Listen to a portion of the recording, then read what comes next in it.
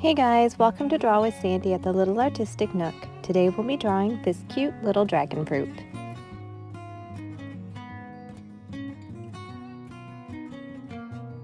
To begin, we're going to start in about the center of our page, and I'm going to start drawing out like a large egg shape. Now, because I'm using my pen here, I'm going to just leave some gaps as I go around this shape.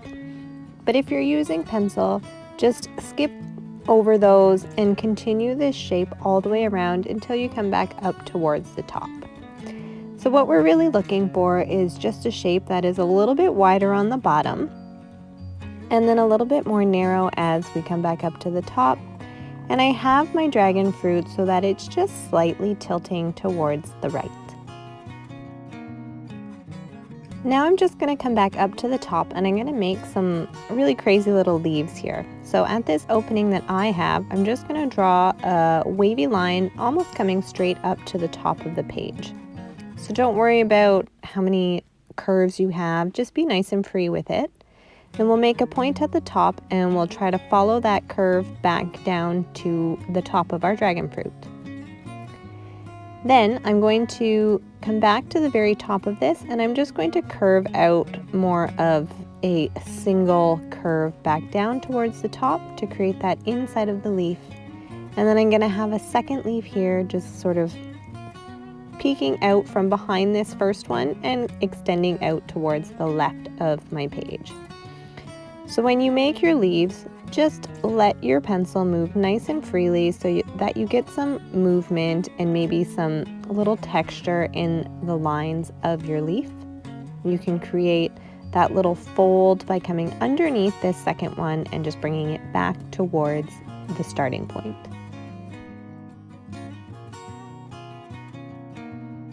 Alright, then the next thing we're going to do is we're going to fill in that texture and detail across the center of our dragon fruit. So what we're going to be making is a series of U's and triangular shapes. So starting here on the left, I'm just going to start to bring a U in towards the body of the dragon fruit. And then I'm going to bring my pen line up towards the top, not going all the way.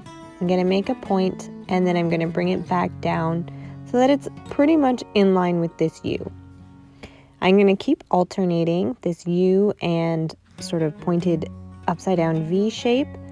And if you were to draw a straight line underneath this, you would see that it just curves a little bit, kind of like a really shallow little smile up from the left corner to the right.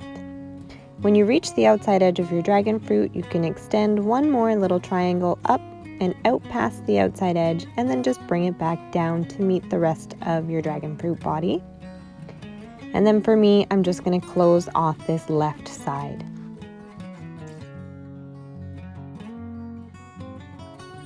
And now I'm going to add similar details along the bottom. So I'm going to start just on the outside edge here of the left and I'm going to make one of those pointed triangular shapes just right beside the edge here.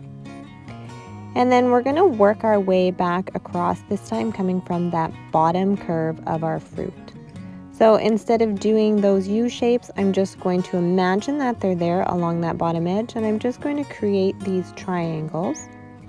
Now you'll notice that I don't have straight edges because I'm just trying to give that same impression of the softness and the flexibility of the fruit's texture. So I wouldn't worry that they're all pointing straight up towards the middle. And then when we reach the right side of our dragon fruit, you can just draw one more that just comes right out just a little bit past the edge, just to give it some extra dimension.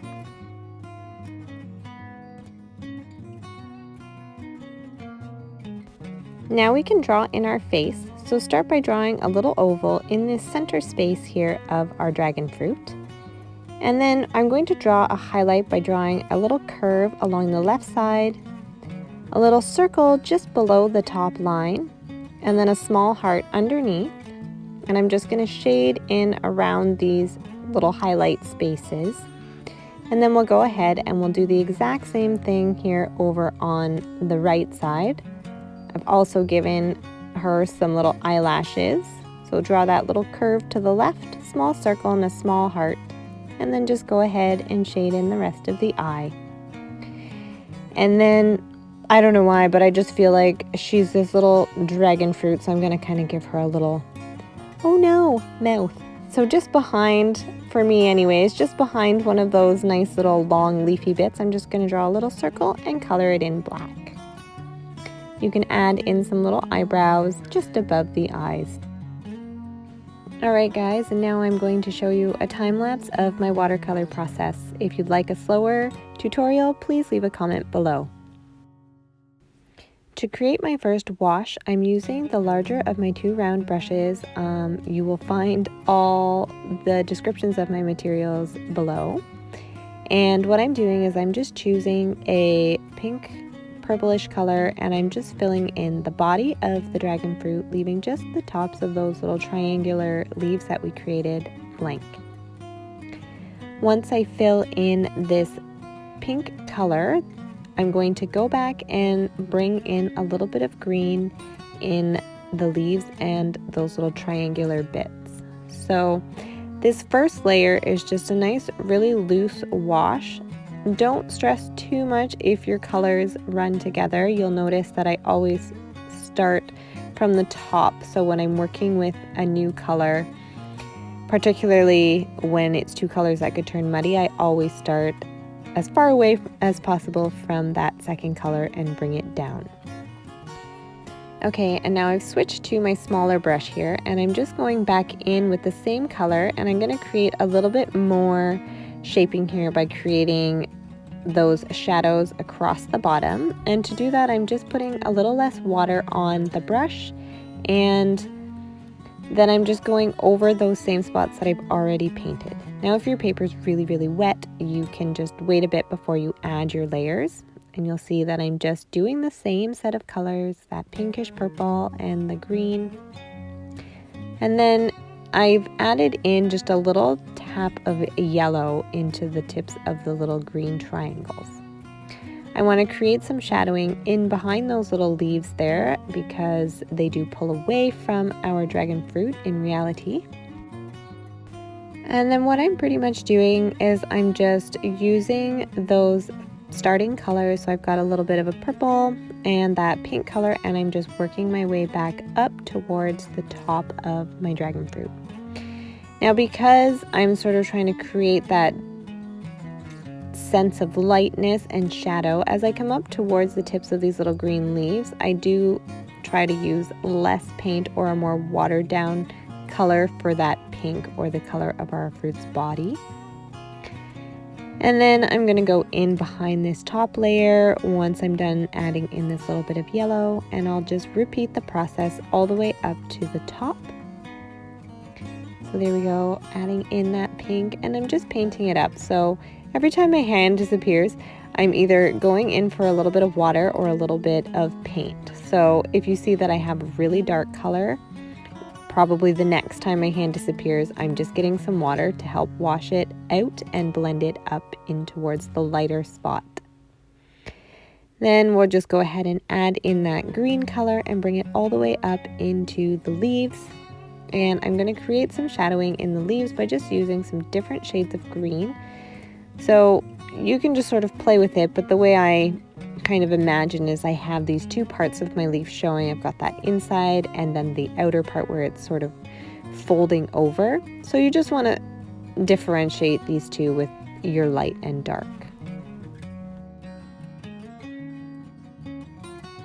You can play around, add whatever lights and shadows you want. And then when you're all done that, you can just go ahead and we'll start to create that grounding shadow underneath.